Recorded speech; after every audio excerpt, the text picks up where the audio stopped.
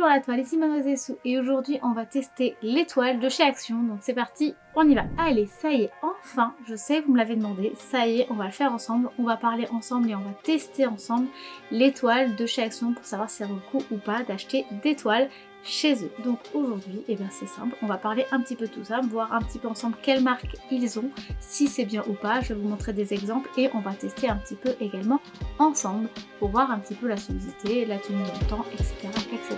Donc c'est parti, on y va.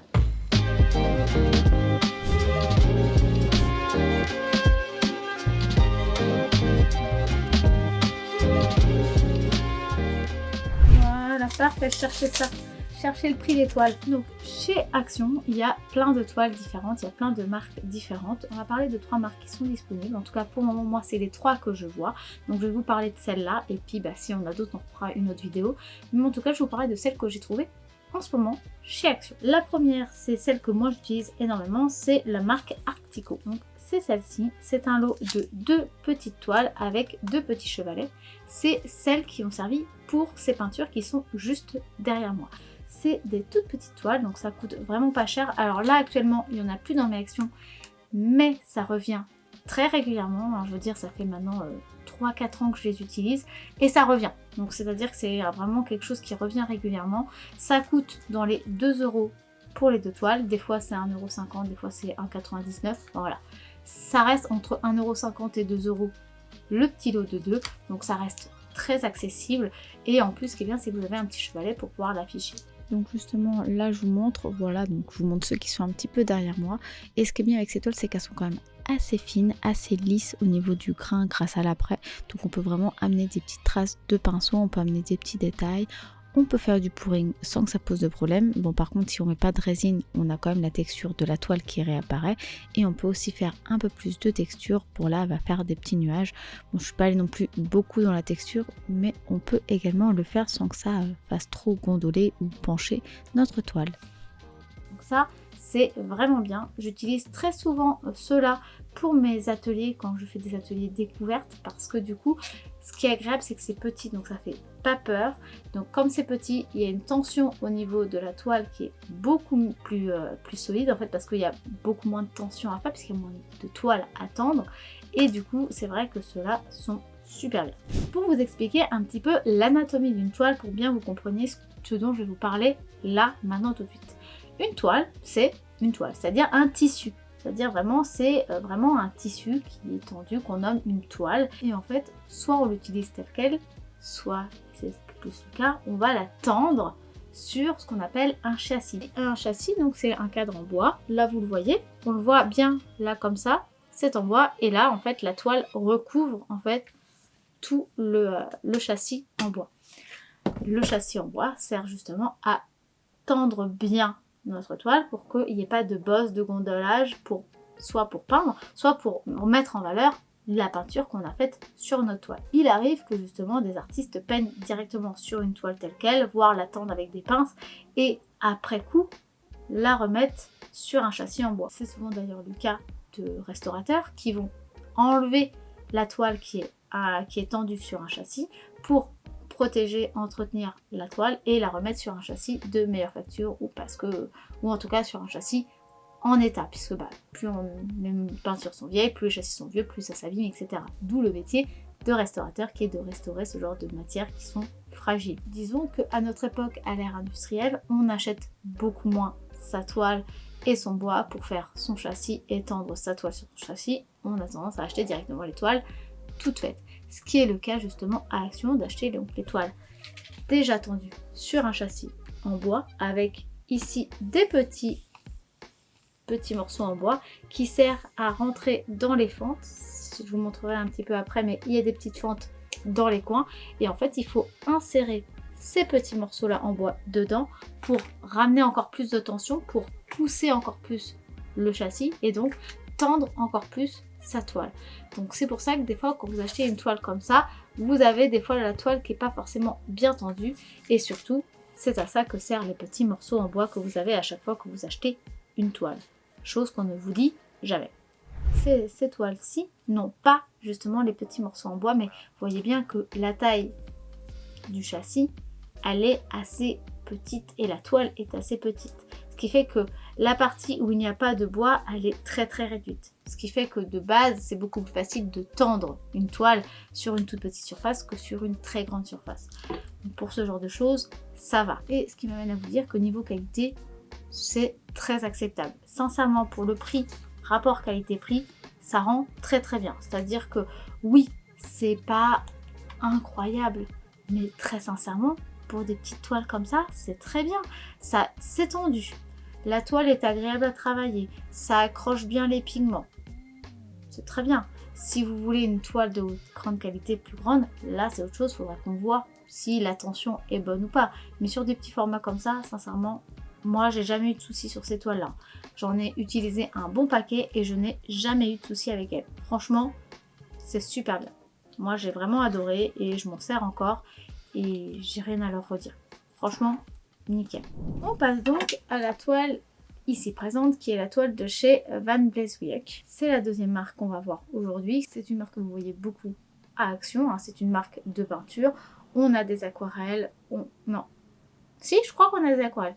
Il me semble qu'on a des aquarelles, mais en tout cas on a des acryliques. On a plein d'acryliques, on a des pinceaux, on a des toiles. On a pas mal de choses de cette marque-là, en tout cas à Action. Et du coup, il y a beaucoup de toiles avec. Et bah du coup, on va voir ensemble, on va l'ouvrir, on va voir ensemble la tension de la toile. Hop. Donc là, on est sur un format 24 par 30, donc c'est-à-dire un petit peu plus qu'un A4. Et ben, vous voyez, au niveau tension, si là j'appuie, je vais vous montrer comme ça. Il n'y a pas beaucoup à main qui ressort, ça va. Si j'appuie là, on voit pas beaucoup la trace de mon doigt qui ressort. C'est assez bien tendu. La toile a également été enduite, ça se sent, elle est assez rigide. Donc en fait, il y a eu déjà un après posé dessus et elle a été agrafée. Ce que j'entends par elle a été enduite et elle a un après, c'est-à-dire qu'en fait, nous les toiles quand on les achète nues, qu'on doit tendre, elles sont pas forcément toujours enduites. Il faut mettre un après. Après pour apprêter, pas pour dire après. Ça s'écrit pas de la même manière. Donc on va apprêter notre toile pour qu'elle puisse mieux accrocher et mieux tenir les pigments sur la toile, que ça ne s'écaille pas, que ça ne se décolle pas et que du coup tout soit bien uniforme et qu'il n'y ait pas des creux, des traces et des zones un peu effacées par endroits parce que ça n'accrocherait pas bien le pigment. Donc ça c'est une chose à savoir. Là quand on touche, quand on le voit au niveau de l'épaisseur, il y a clairement quelque chose qui a été enduit dessus. Donc ça veut dire qu'elle a déjà un après. Vous pouvez en remettre un par-dessus, mais il y en a déjà un de base intégré. Donc c'est vraiment prêt à l'emploi. Donc ça c'est vrai que pour quand on débute et acheter quelque chose comme ça, c'est pratique. Je viens de regarder sur le petit support en carton qu'il y avait dans la toile justement de 24 par 30 et il est bien précisé qu'il y a un après. Il y a précisément 3 couches d'après parce qu'il est écrit x3 triple après. Donc ça veut dire qu'il y a vraiment 3 grosses couches d'après et donc vraiment prête à l'emploi. Ce format là, ça va encore au niveau de la tension, on est quand même pas mal. Après, si vous voulez accentuer, vous pouvez rajouter les petits bitonniaux. Donc, comme je vous disais, dans les petits creux qui sont ici. Donc ça peut être aussi également pratique si vous voulez vraiment une grosse tension. Pour ce qui est de son prix, on est à 1,59 €. Donc pour vous dire, c'est quand même un coût très très dérisoire. Quand on va dans les magasins d'art et qu'on achète une toile, même cette taille là, c'est pas ce prix là. Donc pour un premier test, moi je trouve que c'est pas mal.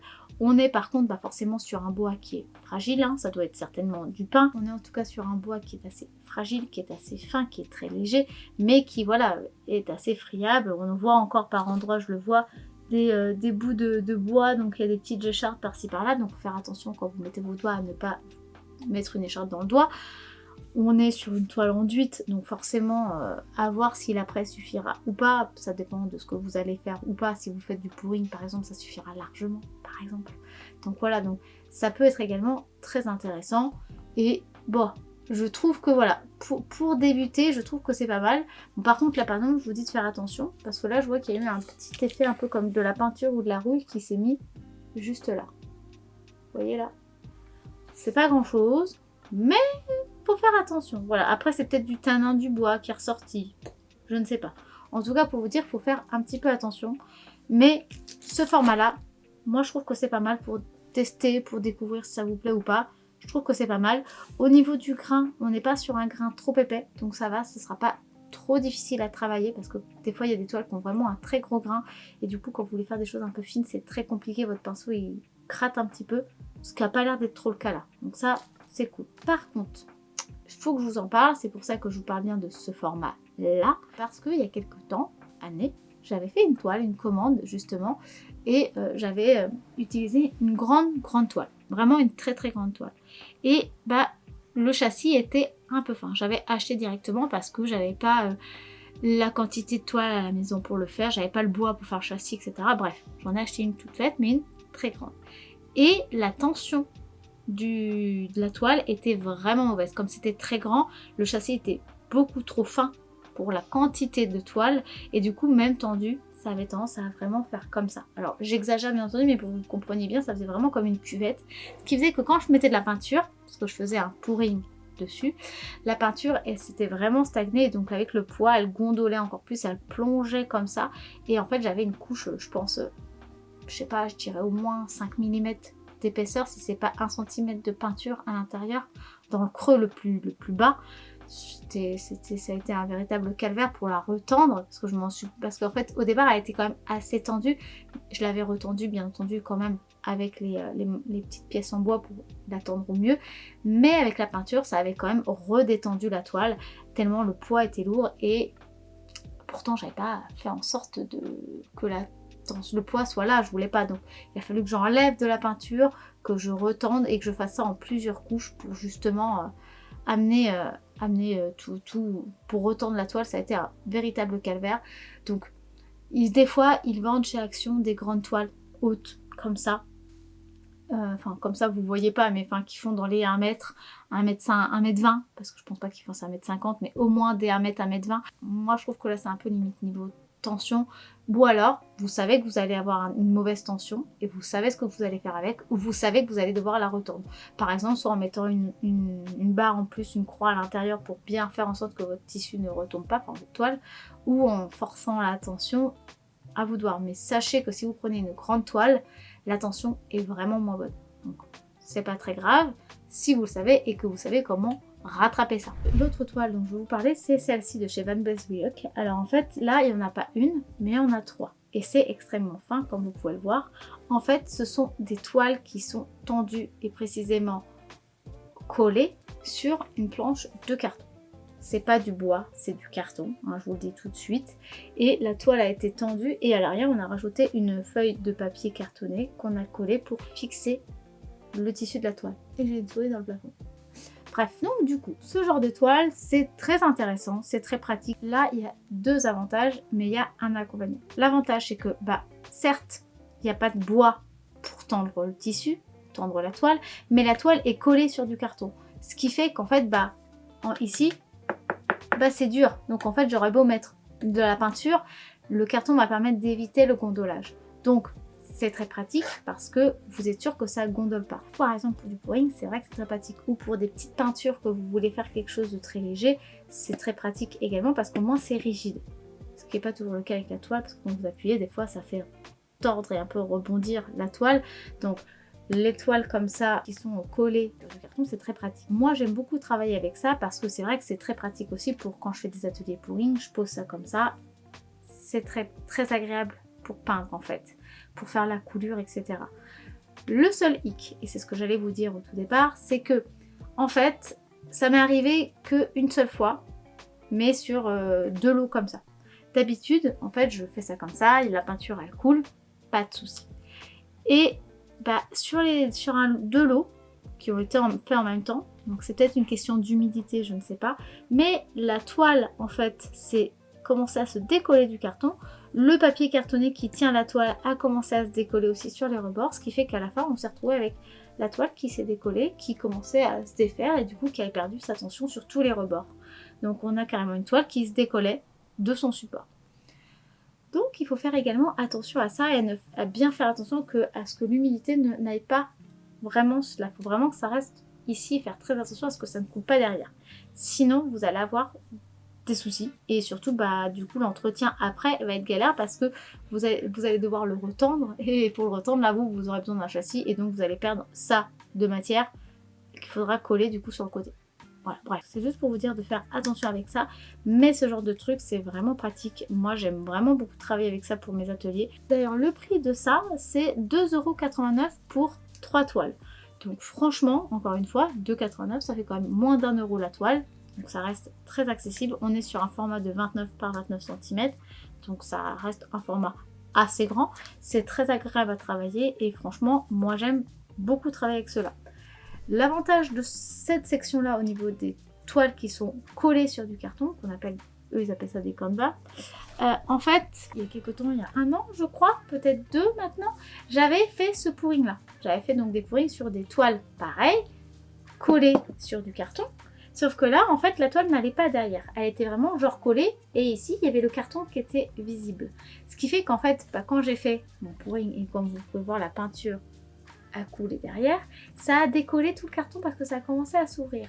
Donc j'ai bien galéré à faire en sorte que mon carton redevienne droit, qu'il se recolle bien à la toile. Et ensuite, j'ai tout résiné pour être sûr que ça ne se décolle plus. Mais, du coup, l'avantage des toiles de chez Action de chez Van Bezuick, c'est que la toile va bien jusqu'à derrière. Donc au moins au niveau des rebords, au niveau de la tranche en fait, de cette partie-là, il y a de la toile. Donc en fait l'humidité ne rentre pas dans le carton par la tranche. Et ça, je trouve que c'est vachement plus pratique grâce aux toiles de chez Van Bezuick que sur des toiles comme ça. Bon, là c'est aussi le cas parce qu'elle est ronde. Et comme elle est ronde, bah, c'est très compliqué de faire un ourlet tout autour. C'est un problème qu'on a régulièrement en couture, donc bon. Je comprends tout à fait que le vendeur n'ait pas voulu le faire, mais il faut le savoir et quand on ne fait pas attention à ça la première fois, on déchante un peu. La dernière des toiles qu'on va parler aujourd'hui, c'est celle-ci et c'est celle que je ne connais pas encore et c'est celle du coup qu'on va tester ensemble. C'est du coup la Master Art et du coup c'est un 29 par 29 mais cette fois-ci qui a une épaisseur et qui du coup est sur un gros châssis en bois. Et là comme vous pouvez voir on a une grosse épaisseur donc même si le châssis n'est pas très large, il est quand même très profond. Donc on a un châssis en bois qui est quand même assez épais, assez costaud pour tenir bien et tendre bien notre toile. Comme pour la Van Bezuick, on a une toile qui a été recouverte de 3 couches de gesso, donc 3 couches d'encollage. Eux ils appellent ça de l'encollage, moi j'appelle ça de l'après. Van Bezuick appelle ça de l'après, eux ils ont appelé ça encollage.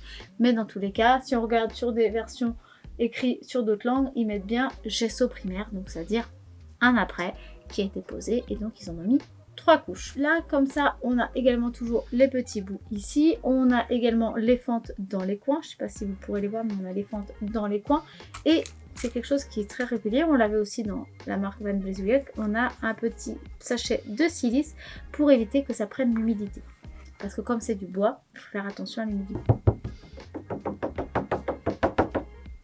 Niveau tension on est pas mal, là-dessus ça va. Franchement, je peux pas faire un petit point avec mon doigt en appuyant comme un bourrin.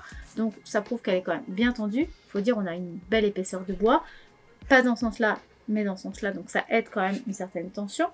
On a quand même pas mal de couches. On a un entoilage. Après, et c'est là où je vous disais que c'était bien par rapport à Van Bezuick. Du coup, ça dépend après de ce que vous aimez. Mais c'est que celle-ci, elle est beaucoup plus texturée. L'autre de Van Bezuick était beaucoup plus lisse. Là, quand je glisse, vous allez l'entendre au bruit.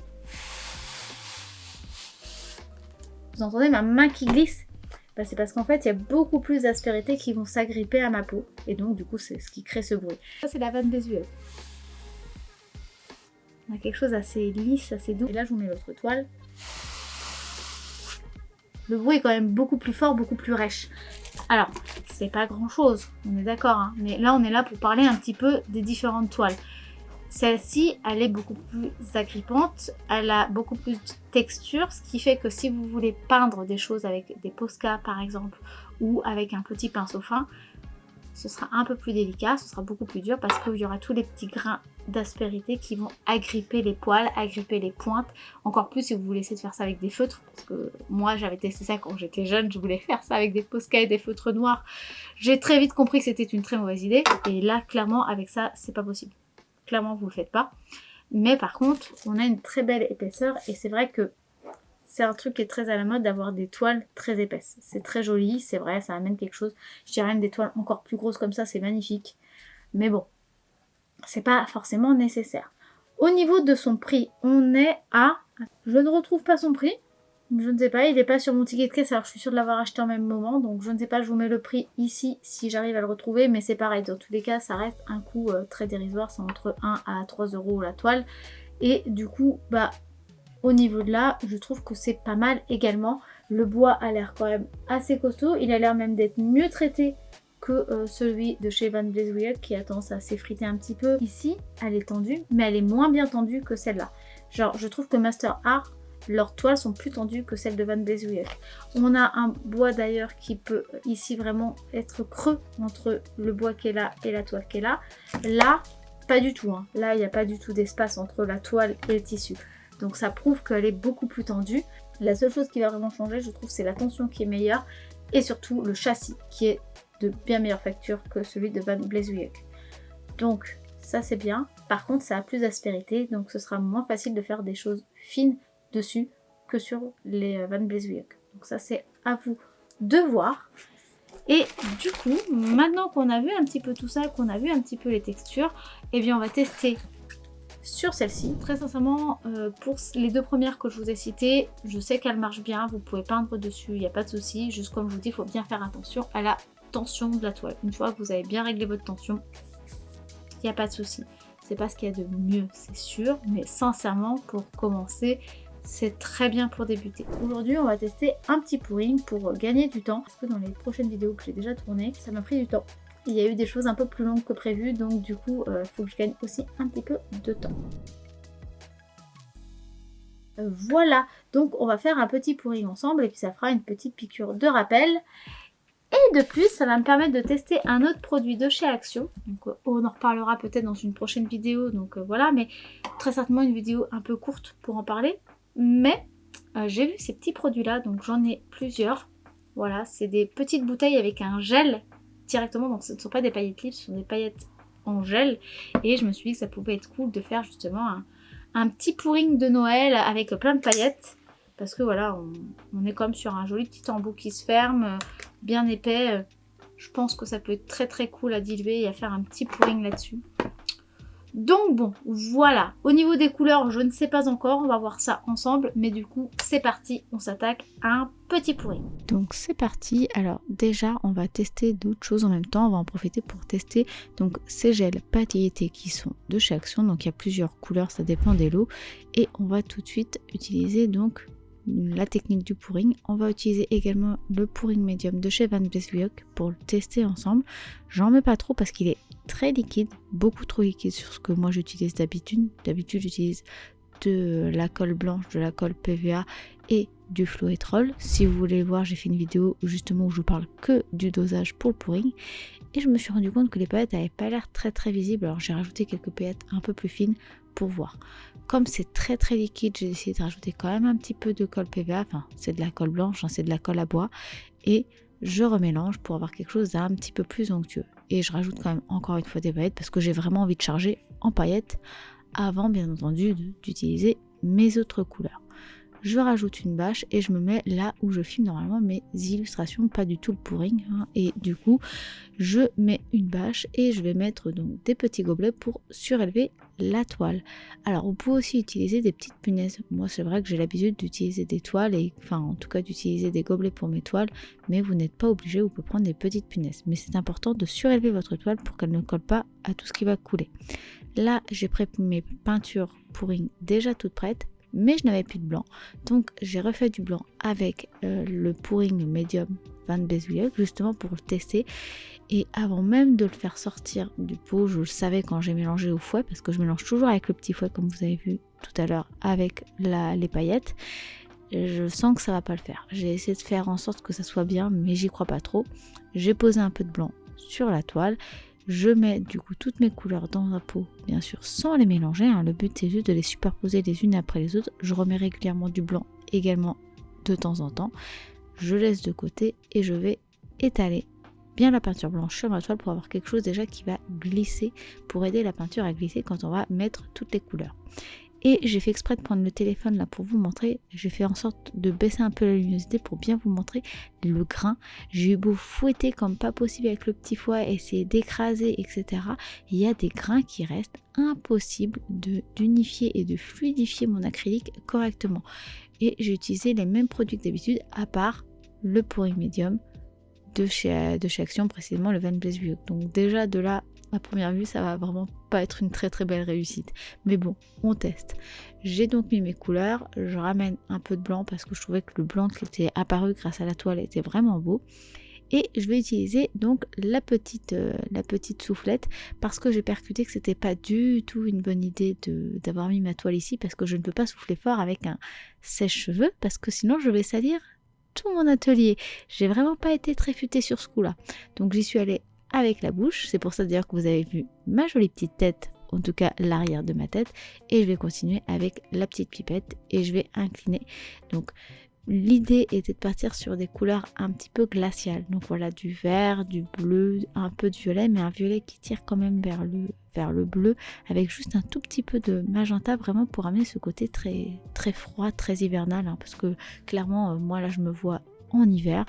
Donc j'ai ramené ces couleurs là et je vais essayer de ramener un peu de contraste parce que là tout s'est mélangé, donc ça devient très violet, mais ça manque de peps en fait. Donc j'en enlève une partie, pas tout. J'aime bien l'effet qui est en train de se rendre avec le blanc, puisque je voulais avoir quelque chose de très glacial, de très froid, donc ça me fait penser vraiment un peu à des pics de montagne. Enfin pas visuellement, hein, je parle au niveau des couleurs. Ça m'amène ce genre d'ambiance là.